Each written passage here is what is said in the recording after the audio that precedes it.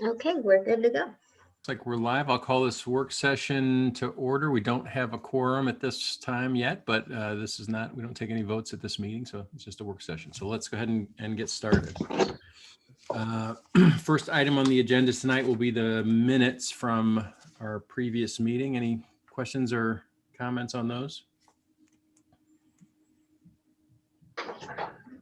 I didn't find anything.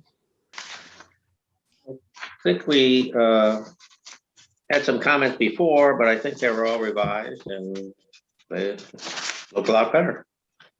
Okay. Well, thank you, Mr. Secretary. All right. Yeah, I was just concerned about laying the groundwork for why we continued the top matter. And I agree. I was, threading the needle there. yeah, no, I know it's a short form. It's not supposed to be dictated minutes, but it was just good that we laid a little foundation why we felt it appropriate to maybe postpone a decision on that matter until this meeting. So we have it now. Yeah. Laura's human after all. Mhm. Just okay. Don't tell anybody. Barely. Mhm. Next item is the conditional use permit on the pool on Bellcrest. Yes, Mr. Chairman, this will be a request for a pool that's above the allowed maximum size of 1,000 square feet. It's 1,418 square feet. So because it's above that maximum, a conditional use permit is required. It is in Bellcrest Estates, so it's a large lot. It's a 2-acre lot and 82% green space. They have trustee sign off. I believe the representative of the pool company will be available, and the owner as well. And they included a landscape plan for the pool that is going in. This is going in the first house that was constructed and occupied in that subdivision. So, Any questions of staff on agenda item 1? Nope. Okay. Seems to fit in nicely with the angle of the house anyway. Mm-hmm. It's rather unobtrusive. It looked like an in pool bar. Is that how was I reading that right? It looked like a few. with the seating, yes. Yes. Maybe that's where we make our final vote. We've had folks offer before. All right. Next was agenda item 2. This is the pool house / garage in Mason Heights. Any questions of staff on that? So, Brian, I never where went is the- round the back. Sorry. Go ahead, Granville. I never went round the back, but the architectural drawings show the color of brick, and that doesn't seem to match the existing stonework and brick of the house. I think that part of the problem, and we have this problem at ARB all the time, is the copies and the renderings. It's difficult to match the live material. They've stated in their submission that the materials will match, and they've listed the material types. And I've heard this before, and I would definitely ask that question just to verify, but everything they've laid out is that it's intended to match and be the exact same material. And this still has to go the to owner's the only one. Yeah, the owner's the only one that's going to see it anyway, but just for the record. And again, this is a 2-acre lot.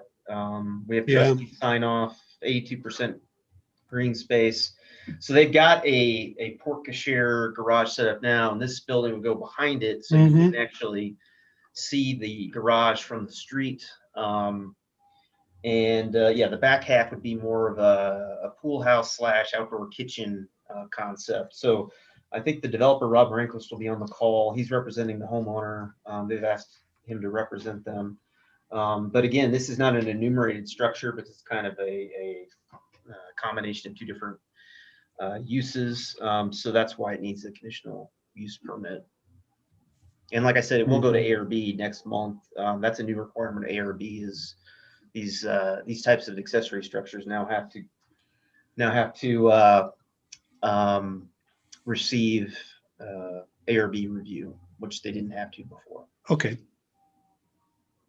Yeah, I had to confirm because it reminded me when I saw it of the there was a shed / garage that had a garage door that faced the street, and this at first glance looked like a garage that faces the street, which we don't allow, but it's not going to be visible from the street at all. So I guess it's okay. Anything else on agenda item 2? And you said, so we'll have Mr. Rehnquist for agenda item 2 and potentially a representative of the pool company on agenda item 1? Correct. Okay, and then old business, the total access urgent care at Ballas and Clayton. Yes. So since the last meeting, there've been a number of updates, which I captured in the memo. We did get the traffic assessment from CDB, where they took the 2015 numbers and updated and projected out 2021. Based on their assessment, it's not going to have a large impact on the operating capacity of Clayton and Ballas, and the consolidation of the drives is positive. They did note that Ballas is going to probably block that egress point at peak time in the morning, and while there's minimal traffic that would be exiting at that point, staff, after discussion with the police chief, city administrator, myself, project manager, I have put a condition in for a no left turn sign at that entrance to at least acknowledge that it's not a good idea to do that, and to find you go north on Ballas or use Clayton and then go to the light. We did get crash data from the police department for 2019 and 2020, which is in the memo, and that shows that at the other corners, there are left turn crashes.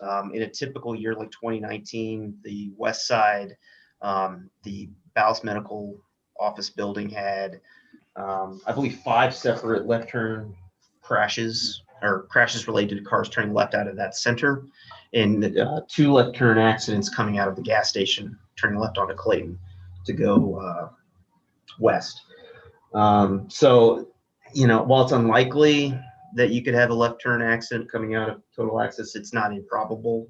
So it seemed like a good idea just to have that no left turn sign. Roadway improvements, I sent an email late this afternoon that shows the schematic that the county has developed. The county will require total access to build a Ballas sidewalk and to escrow monies for future Clayton sidewalk and signalization, and the county will then make pedestrian improvements, hopefully late 2022, early 2023, and improve the pedestrian accessibility of that intersection. So that's what the county is going to require, and I've relayed that to the applicant, and that's captured in another condition. The building elevations have been updated per Commissioner Bolzina to reflect the topography. The ARB did review architecture at their meeting on March 1st and recommended unanimous approval with a slight modification to for simple term, the tower at the corner of the building to be lowered 1 foot so that some architectural elements could be proportional. They submitted a fence exhibit, a 6-foot solid vinyl fence, beige in color, and they responded about the building lighting. They believe that that because it's under the canopies of the bay windows, that it's not going to have an adverse impact and will not create light trespass or visual clutter. That's what they've stated. So those are the main updates from the last meeting. Ryan, will we need to, the changes for around the St. Louis County, is that something we need to add in as conditions, or do you have them somewhere? The condition I have is condition, and it's kind of a catch-all. Condition is, sorry, bear with Is it me. H, sidewalks installed per St. Louis County? It's H, public infrastructure, roadway improvements and sidewalks to be installed for St. Louis County and town and country requirements. Okay. The county is kind of running the point on this because it is their facility at that intersection, and that's what they will require of total access. So I feel like that condition is says it in a general way, but gets the point across that So we don't need to amend it? I don't believe so, sir. Okay. All right, further questions of staff on? Yeah. Go ahead, Dennis. So I missed the comment about the no left turn sign. You're saying you're going to request of the police department, or who? How is that? Staff discussed the crash data and the assessment from CBB, and basically it's staff's feeling that a no left turn sign would be a good idea. While there's not going to be a lot of traffic exiting onto Ballas, making a left onto Ballas in AM peak, it just doesn't seem like a good idea. So staff's opinion, police chief, city administrator, myself, Tim Randick, our project manager, that a no left turn sign should be installed at that point. Okay, so can that happen independently of what we do tonight by the police department, or is that something, or I guess by ordinance, can the city, well, I don't know if the city can install no left turns on private property. I guess that's the question. I wouldn't, I'm not the chief of police or in the engineering, but I would say if there's enough evidence to warrant it, that it's probably something we could do, but I don't want to say with certainty that we would do it without having someone from that side of things answer the question. Okay, and then so the recommendation would be just to prohibit left-hand turns at all times from the site onto Ballas? The current condition says a no left turn sign shall be installed at the Ballas Road egress point contingent upon approval by St. Louis County. Okay, and that was added to your conditions already? Yes, sir. That's Okay. Condition I. Okay, perfect. Yeah, the thing about the traffic report that was a little that I questioned a little bit was that, I expect the traffic study to be pretty much of a scientific analysis, and it kind of drifted off into the psychological of what people are likely to do in regard to that left turn maneuver. So, I mean, people are likely to do really crazy things, and if they want to get out onto Ballas Road and go south, that's what they're maybe just as likely to do unless they're directed otherwise. So I think it's a good recommendation, and I think we should hold on to it. So the elevation changes I saw, and I guess my one concern was now, as I feared, the corner of the building is sticking out of the ground 3 or 4 feet on the Clayton Road side. And the renderings indicate that it's going to be concrete painted, which is not beautiful. And it's kind of a prominent portion of the building. I don't know what we can do about it. I don't know if ARB had the opportunity to see that elevation change in their review, but I think it would be something they would have picked up on. That came in really late, that change, so it was not provided to ARB. What I would say is make that a condition of approval that the stone go to ground, and that will be provided to the Board of Aldermen, who ultimately have to approve the architecture because it's a non-residential project.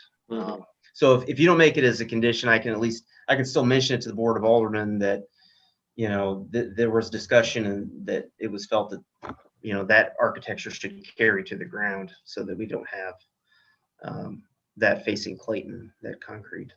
Right, I think it's something for ARB, this is a site plan review. I don't know how far we can go with that kind of thing, but certainly. I think it's reasonable. Okay. ARB's already reviewed it, so I think it's pertinent at this point to make that a condition and carry that forward to the Board of Aldermen, who ultimately will approve the architecture. Okay. Okay, I don't have anything else. Dr. O'Mell? Do the signs that we see on the photometric illustrations conform to our new sign ordinances? Are you referring to what they submitted for to show the lighting? Yeah, I mean, they have these banner signs, on the other urgent care centers, they have full window banner-like signs. And so I think it's just the illustration, but I just wanted to clear up that does not conform to our ordinances. The examples they've shown of other facilities, that type of signage wouldn't be permitted at this location in our standard sign code. You can only externally light a sign. You can't have internal signed letters or internal lighting. They're limited on their window signage to 6 square feet on each side. So those full length window signs you see at their other sites will not be possible at this location. They can have a monument, because it's a corner, they can have 2 monument signs, they can have 2 wall signs, they can have 2 window signs, just like any other corner business. But they're very limited compared to other locations that they may have. And that's the standard sign code that's limiting that. And there's a condition that references that. So they'll have to have, do we have any idea what they're intending to do? Because they'll have to have, I guess, some sort of a gooseneck light that's lighting the. If they want to light it, yes. If they want to light the total access urgent care that is not on these plans, it just shows a nice, or at least not on the rendering, it just shows a blank piece of. They'll either have, they'll have to install some kind of lighting, external lighting, if they wish to have it lit. We can ask about that tonight, I guess. Other questions of staff? We've got 8 minutes left. Mr. White. A couple of things, Ryan. One of the objections we received by mail was about lighting, light pollution to the subdivision behind, which seemed to be quite a long way. But there is concern that lighting all night long, for example, might be a nuisance. Right. Should we not put a restriction there? Yeah, you certainly could limit it to just security lighting. So a condition could be something like, only security lighting at building entrances in the parking lot can remain on after 10 p.m., which is the standard. Yeah, after closing. Yeah. In our lighting code, and then all other lights must be extinguished. You can certainly have that kind of condition. Now, the lighting that they do have conforms to our, 0.1 at the property line, and they're using the full, full cutoff style lamps. So, they've got the appropriate technology in place, but they can certainly, you could require them to turn it off after a certain hour or encapsulate that in a condition. I mean, one thing about that corner is at 8 o'clock, it's dark. I mean, every light is off. So I like the idea of, because those buildings are pretty well, I drive by the one on Clayton or Kirkwood Road there, heading into Kirkwood, and it's, it's pretty well, it's lit up. So even if it's not, and that is in a neighborhood. Yeah. Even if it isn't meeting the standards, it's still a big, lit up building that would be unlike anything else on that corner. That's for sure. Other questions of staff? Yeah. Granville, go ahead. And in continuation of that, or rather in a similar instance, this building is really going to dominate that corner. And it seems to me from the layout, they cannot get it any deeper towards the cemetery. It would be nice if they could, and then have access round the front and open up that corner. It would be less dominant on the corner of Clarkson Ballast, but also give better visual views across the corner from Ballast and Clayton. But Yeah. correct me if I'm saying it right. that Right. I don't think that building can move to the northwest, to the northeast. It I think can't, we're stuck with that footprint, aren't we? the service revitalization regs that were created recognize this is an extremely difficult parcel to develop. That's why the setbacks were set at 5 feet. Yeah. That's 5 feet from right of way. There's still Mhm. another 15, 20 feet to roadway. But the city recognized that. That's why we set the setbacks where they were. The comprehensive plan does promote putting a building closer to that corner to help define that intersection. And, while you could quibble about the shape of the building and the architecture, its location is where it's supposed to be per the comp plan. And it allows for parking behind the building, which is appropriate and also called for in the comprehensive plan. So, Mhm. it's making the best of an unusual situation, which that parcel is unusual. Yeah, that's the impression I got. I'd like it to be further northeast, but Right. I don't think it's going to fly. Yeah, I don't know how you do that and still have that I might ask. access. Yeah, I might raise the question just to close the matter. I've raised the question and asked the question, and let the applicant say no, it can't be moved, and then that closes any discussion we've had from the residents who have complained about that point. One of the things, as Ryan was saying though, about the 2-year-long comprehensive plan process was that we actually wanted the buildings to be closer to the street and have the parking lots behind. That was one of the design ideas for that whole corner. So I think we've been encouraging people to do that and not have it look like a parking lot at the corner, have it look more like buildings. Yeah. But it does have the downside that you mentioned. And actually, while we're on the topic of the comprehensive plan, this corner is one of the things that one of the areas that we identified as an internal gateway. And we wanted to start to have the idea of town and country character as you were coming in. And if you look at Exhibit B in your packet, which is showing some photos of that intersection, you'll see that split rail fence, the type that is yes, from a long view. And that we envision that those types of elements to start to come in to identify it as you've now arrived in town and country. So I'd love to see that that design element brought in here. Mm-hmm. As an yeah, that would certainly mitigate. And you can debate whether you like that or not, but Dennis is shaking his head.